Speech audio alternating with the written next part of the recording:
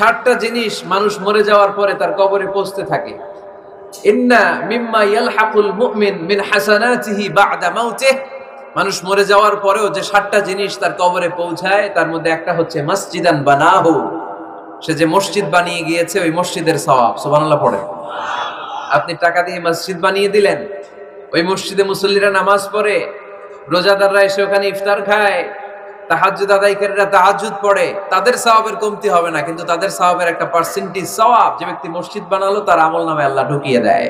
সুবহানাল্লাহ বলতে পারলেন না?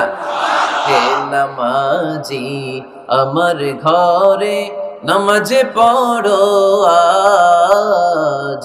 সাতটা জিনিস মানুষ মরে যাওয়ার পরে তার কবরে পৌঁছতে থাকে। ইন্না মিম্মা ইয়ালহাকুল মুমিন মিন হাসানাতিহি বা'দা মাউতিহি। মানুষ মরে যাওয়ার পরেও যে সাতটা জিনিস তার কবরে পৌঁছায় তার মধ্যে একটা হচ্ছে মসজিদান বানাহু।